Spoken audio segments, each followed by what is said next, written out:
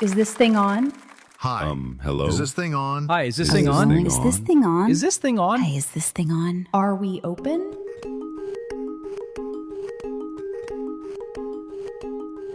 Welcome to Open Ed Mic, a podcast where voices from across the educational landscape share insights, stories, and strategies for transforming learning through openness. Whether you're new to open education or a seasoned practitioner, Open Ed Mic invites you into the conversation. Let's hear who's joining us today. Hi, it's Mike Mills, Associate Senior Vice President of Equitable Access and Student Success at Montgomery College in Maryland. Great to be with all of you today. I'm Zach Kleibaugh. I'm at Dominican University, just outside Chicago, Illinois. I'm Brittany Dudek, Director of Library and OER Services at CCCS, outside of Denver. And Kevin? Kevin Corcoran from the University of Central Florida here in sunny Florida.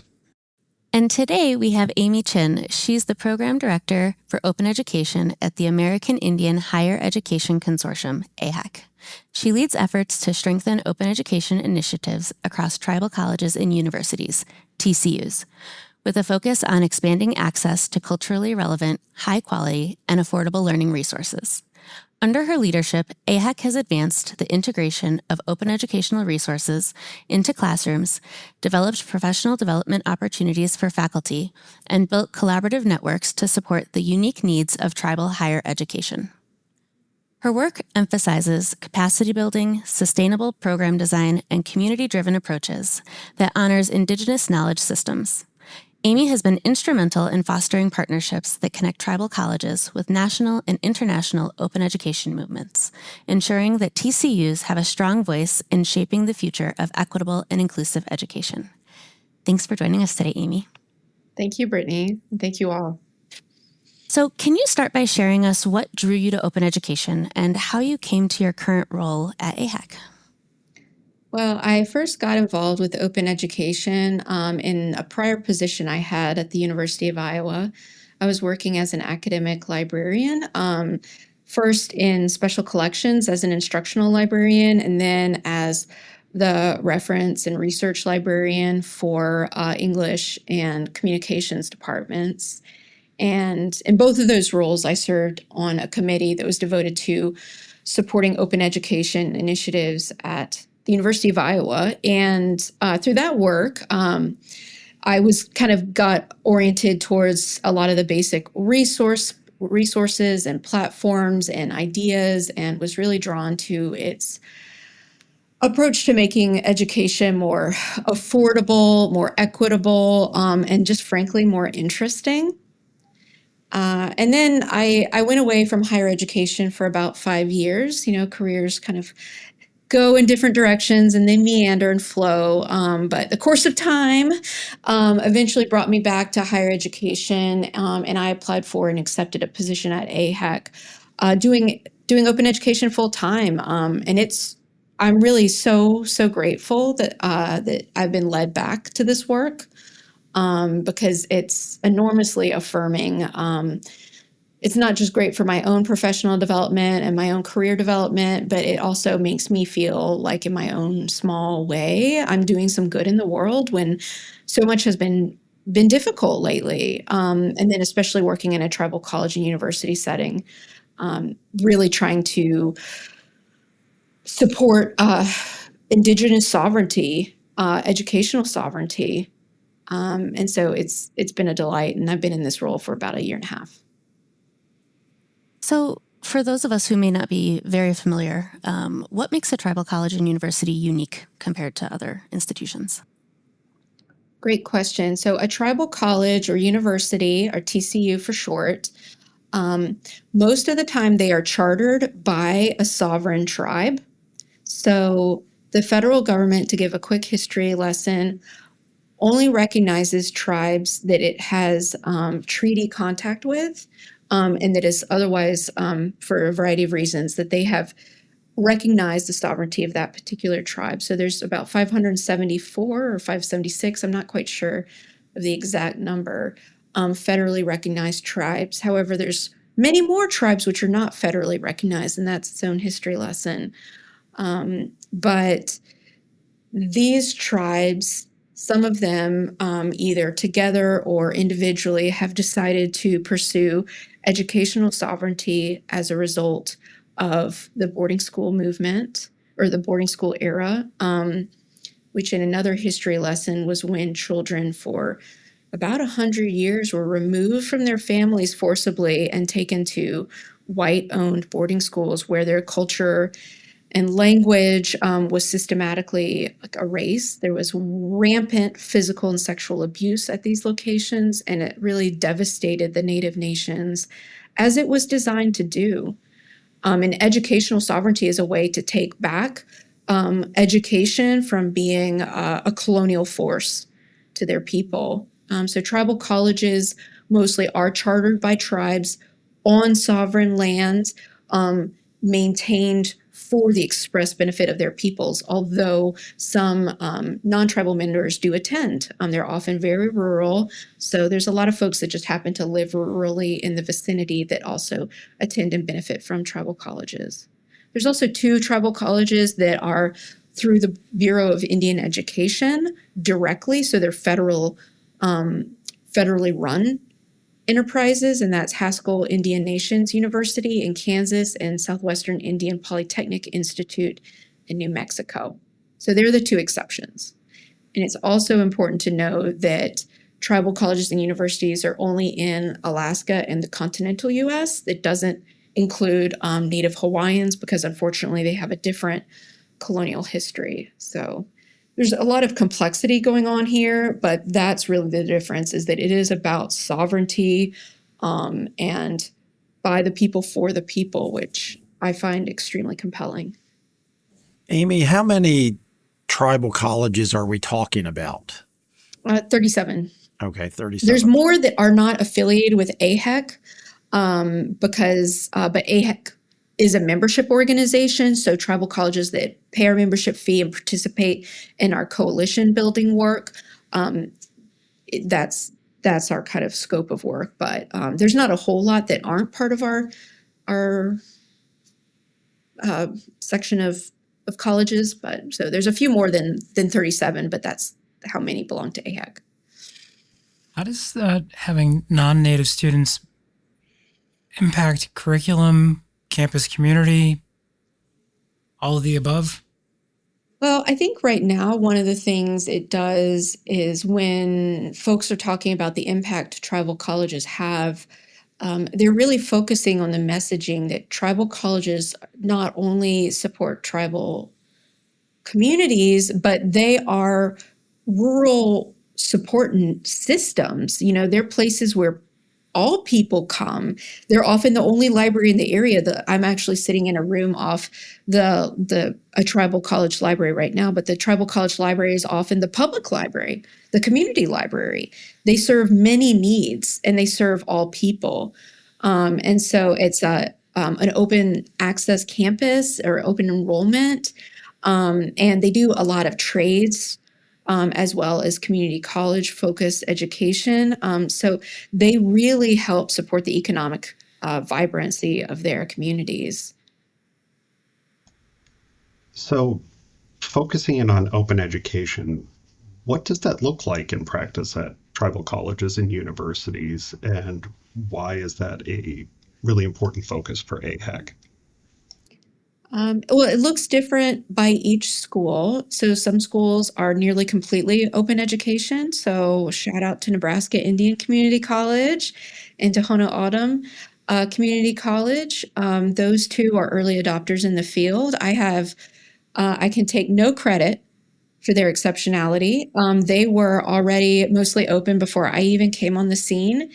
And so their leaders did a fantastic job thinking about what does it mean to increase affordability for their students. Around 70 to 75% of tribal college students are on Pell Grants.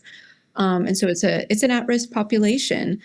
And they were some of the earliest folks in the field to think about course costs and what they could do to alleviate those additional charges.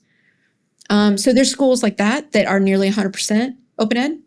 And then there's some where they have very, very high commercial utilization. I have a forthcoming article in the Journal of Open Educational Resources in Higher Education that'll be coming out soon.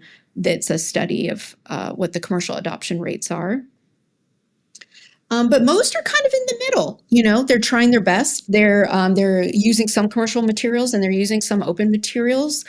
And a lot of that has happened just because what they want is not always available commercially, whether it's cultural content or frankly, because many of the schools are very rural, getting books to students on day one is a huge challenge. Even for their adjuncts. I gave a session earlier this morning. I'm presenting at the 7 Generations Intertribal Leadership Summit, and they were saying even their adjuncts couldn't get the books to teach on time.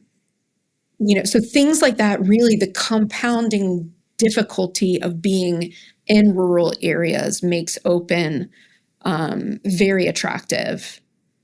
But how it's applied looks different in different places. Do you message differently to the tribal colleges than another institution might? Yes. For one thing, I know from my time at Iowa that open access was very much led by the librarians at primarily white institutions, and that's not the case just because of a capacity. People wear so many hats. Like my contact at Lekudere Ojibwe, which is where I am now, she's a full-time faculty member teaching a full-time load of courses.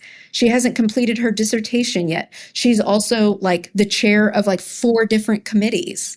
She is doing all the things, and she's also doing like future planning for her institution. So people are working so hard and are so exceptional.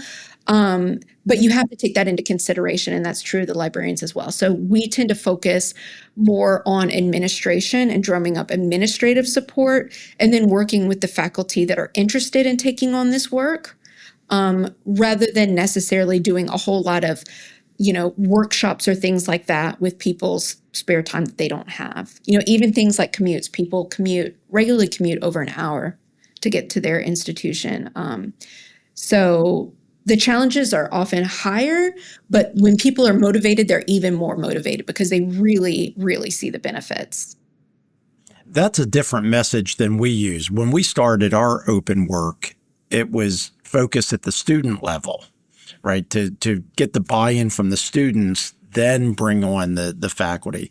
What kind of buy-in messaging do you get from the students? I'm going to be honest. I haven't done a lot of work in that area because I'm at a consortial level position. I work remotely from home in Iowa, which has no tribal colleges. I'm currently at one, but I took 2 flights and an hour-and-a-half drive to get here.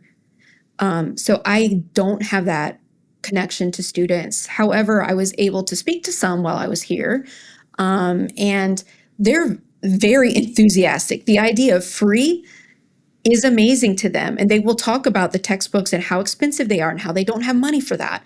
And so I feel like there's an immediate and very strong engagement from students, but realistically, it's hard for me to connect with them from where I sit institutionally. Also, something to know about tribal colleges is they are very heavily online, often asynchronous courses. That has been exploding in popularity. Because even at rural settings, people have to drive a long way just to get to the tribal college. Sometimes they're in food deserts. They may have a dorm, but that dorm can only hold so many people. So the idea of working with students is really dependent on a type of campus life that isn't always possible. I'm curious on what the mix might be for the tribal colleges and universities around open education. Is it more adoption of what's out there, like an OpenStax? Is it adaptation to make sure that it's culturally relevant? Or is there development going on that's actually providing local perspectives? And are the students engaged in open pedagogy at all?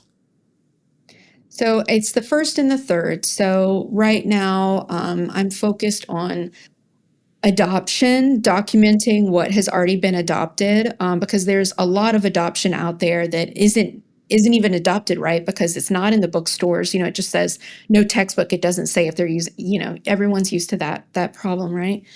So it's documenting adoptions and trying to increase adoptions, making sure that people are aware of the opportunities, and kind of joking, like, if you want a communications textbook, I've got 5, like, pick your favorite, remix it. Just doing that kind of incessant outreach work. We're not doing a lot of remixing that I know of, but I have gotten a few grants to support faculty members to create their own material. So over the course of this academic year, we're going to be providing about 28 resources for development. Yeah. So it's a pretty significant amount when everything's said and done, and that will be uploaded to our AIHEC Open Education Resource Commons, OER Commons site. Under kind of AIHEC as a whole, and also the tribal institution that faculty member is affiliated with. So that's something that's really helpful too. But something also just to keep in mind is, these faculty members are teaching very high course loads. There's no opportunity. You can't use a course release to get folks to do open ed work because there's no other option for someone to teach that course. So the kinds of ways that work to get faculty engaged just don't work the same way for tribal colleges, but the enthusiasm is very high. And I think, I had a fantastic conversation today with College of Menominee Nation, and they are, so pumped to think about how they could change their business courses. They're all on board, so it's not going to look the same. Are the faculty all from the tribal nations, or do you have a mix from local and adjuncts across the country? It's a variety. Both adjuncts and faculty members, they don't have tenure, so that's something to also keep in mind. Is these are not tenured environments, but I don't want to put numbers on it. But some are our local community members. A lot of them are international, not just throughout the United States. There are some folks that are, just people, like myself. But then there's a very high number of international faculty that come and teach on tribal colleges. In fact, that they are, I think, some of the most diverse schools that I've had the opportunity to work with. It's really United Nations, which brings, I think, a really beautiful viewpoint of what does it mean to have a global space in a hyper-local focus. That's amazing. So how do you get, courses to switch, and how do you get the adoption of Open Ed to grow when you can't offer things like course releases and, Well, what tactics are you using? It's right now, it's just a lot of promotion. Just let me tell you about these resources and let me tell you why they're good for your students. And there's a very high financial incentive to lower costs for students. And faculty know that. And then the first day of class issue, because shipping books is really a giant headache for our tribal colleges. So really they have to be pulled in by the intrinsic benefits. That's it. My grants do provide financial support to label courses. So we're doing course labeling initiatives. We're doing OER creation initiatives. We're doing getting administrative buy-in. We're doing all of those types. We're getting, we have money to support librarians getting Open Ed Network librarianship certification, although it may not always be the librarian. It may be someone in a different type of role. But those are the incentives that we provide, but we don't have a way to give them extra time. So it's a bigger carrot, but it's not always the ideal carrot. But yeah, again, it's a different type of dynamic. Yeah, it's interesting. The sort of incentive structures kind of harken back to our last conversation with Jonathan Lashley in Idaho, where, Oh, nice. It is very much like appealing to people's, interest in helping students and lowering costs for them. It's that altruistic benefit, and without the expectation, I think, or any sort of thinking that there might be a financial incentive or something for you on one side. Is that, yeah, yeah. Yeah, I mean they do. If they're developing open ed resources, we can give them a stipend if they apply for it. But yeah, that's it. The other thing too is that these faculty members have been asked to integrate cultural content into their courses anyway as a part of belonging to a tribal college. So I assume from the requirement that this is true across the entire TCU network, that they will have created a lot of their own pedagogical content already. So it's also just about kind of teaching them how Creative Commons works, what those licenses means, and then providing a platform where I hope they'll start to share. But yeah, I mean, but people are intensely devoted to their students. And, people at Haskell, like when there were federal layoffs, some people kept working for no money because they care about their students just that much. So tribal colleges have a very particular devotion to their mission. And that really does come through. So one thing you just mentioned was just the incorporation of Indigenous knowledge into the educational programming. So whenever it comes to open education and Indigenous knowledge, how does that play a factor into things like open licensing and, what knowledge is included, what things might not be included, stuff like that? Yeah. What I do is I encourage when I talk to them about this topic, I just say, look, I'm not a subject expert, and look, I'm not native. And you should always, what we do is if you're creating content for this grant program, is that we ask you to be responsible. Your name will be on this. And so, you'll be held accountable by the people and communities you have. And that but please follow whatever is the responsible protocol for your tribe, your community. Do not include anything that's considered traditional knowledge that should only be shared with certain individuals or at certain times or in certain places. We understand that open may not always be appropriate, and that is absolutely fine. But it is your responsibility as the content creator to do what you need to do to share information appropriately. Some tribes have IRBs. So if you want to put something through an IRB, that would be great. So we remind them of where to look and who to ask, and that will never be me or someone like me, and that's okay. And so far, I think that's been a good acknowledgement. And whenever I've talked about that in front of Native folks, they get it. They're not going to volunteer information that they're not comfortable sharing, and that's perfectly fine.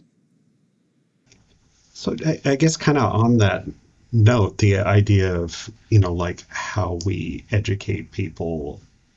One thing that I teach a library and information science course here at Dominican. For our MLIS program. And I had this student last year that did a research paper on NAGPRA, which is the North American Graves Protection and Repatriation Act, which was focused around Native American human remains, funerary objects, sacred objects, and things like that. And that was put into place in 1990.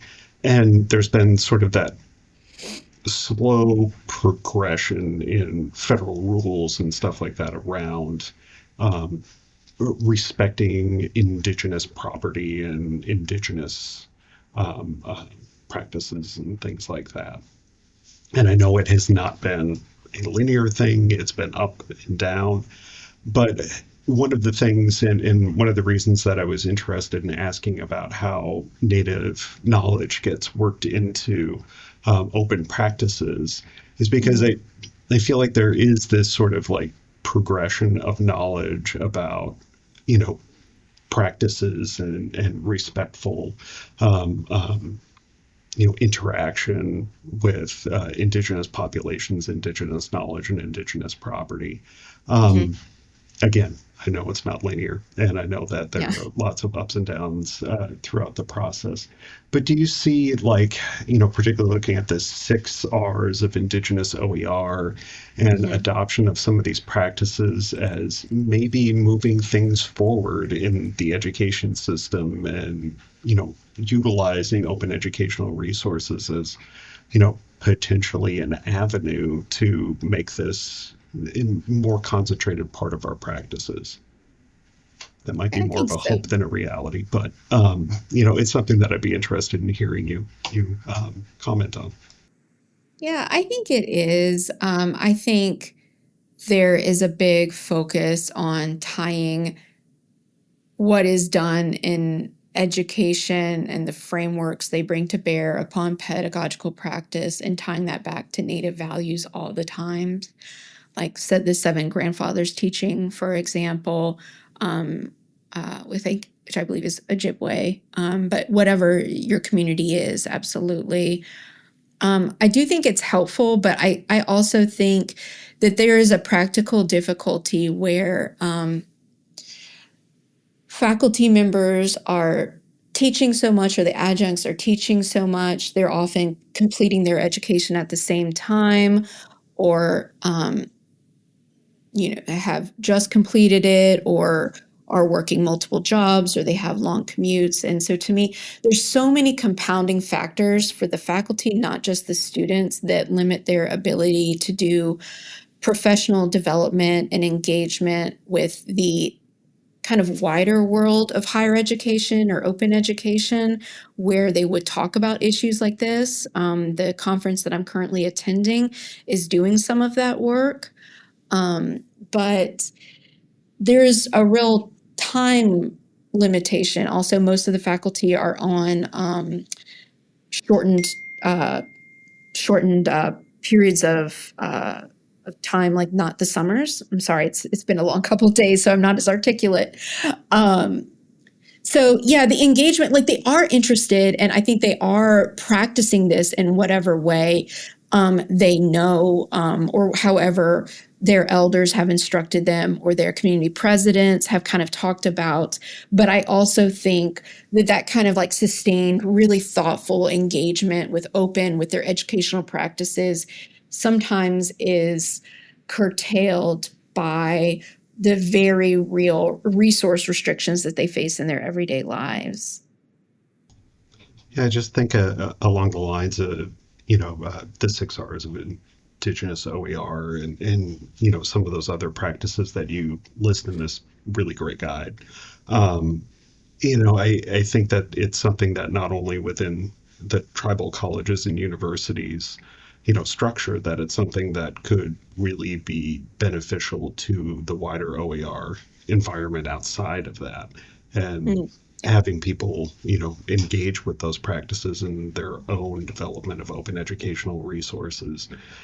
So, yeah, I mean, I think it's fascinating stuff. But yeah, it's, I think that we're, like many colleges and universities, there is a money, time, and resource crunch that while we have a lot of these ideas that we would like to engage in, it's finding the time and the resources in order to do it. But it sounds like within the TCUs that there's a lot of this work being done, which is fantastic to hear.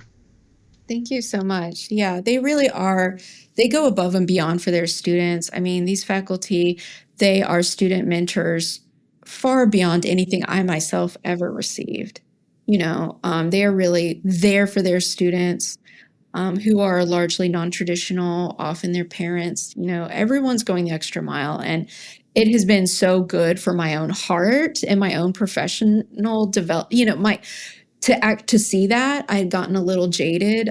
So it's been really wonderful to see and engage with in my own small way. And I'm hoping that once we have these open ed resources developed kind of in another year or so, that they will be available for others to adopt, because I also think it's really important that we don't just put on a little indigeneity.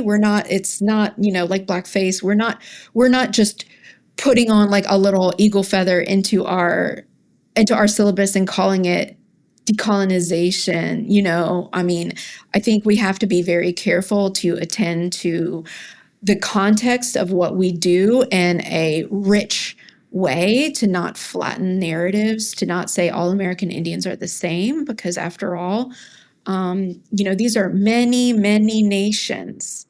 And so each nation has different perspectives, just like each individual. So to treat American Indian, Alaska Natives with the respect that they deserve, and with an understanding that everyone is an individual, just like we're all individuals.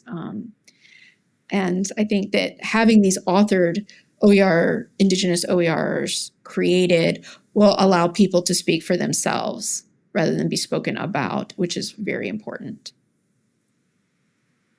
I have really, really enjoyed chatting with you today. I think I speak for all of us. And speaking of,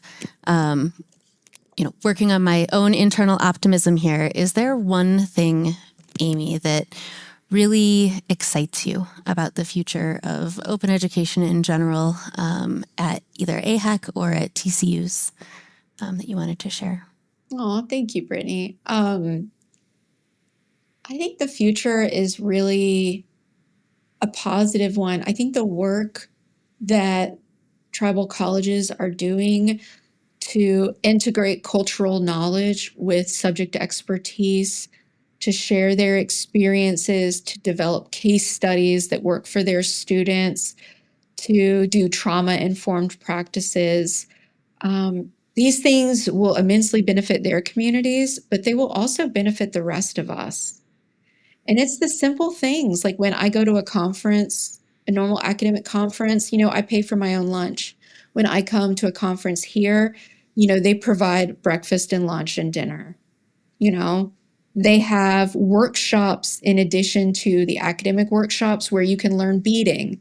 I was given, the folks listening won't be able to see it, but I was given a copper bucket for like a ritual that we'll do about joining our waters together. Keynotes are not just talking about the university's prestige and productivity. They're also talking about our responsibility to protect the forest that's right outside our front door. What they do will benefit everyone. And the way that they think about education is invigorating, because it is focused on, good outcomes for getting, economic mobility for their people, which, everyone wants that, right? That's the current issue. But it's also developing yourself as a whole person and a whole healthy person, and focusing on education as medicine. As one of the keynote speakers at this conference said, that education is medicine. It helps you heal your body and your mind. That, I can take that home. That's something that we would all benefit from. And to me, heals a lot of the divisive rhetoric that we hear today about the value and purpose of education. I think that that's something that we should all take with us. And I think that that's probably a good way to close us up today. Thank you so much, Amy. Really appreciate your time and everything that you've shared with us. I've learned so much. Just a starting spot, though, for me to continue learning. Thank you to everyone. Thank you. Well, I'm going to actually turn it over to Mike with our closing AI open ed joke of the podcast. All right. Are you all ready? Because this is a really good one. I don't know. What's an open education resource's favorite movie? Free Willy. Ba-dum-bum. I kind of love it. I think that's the best one yet. I think it might be the best of the terrible jokes. The best of the worst. Yeah. Best of the worst. I'm so honored to have such a good joke for my session. We saved it for you. Thank you so much. All right. And with that, the mic is closed. Thanks, everyone.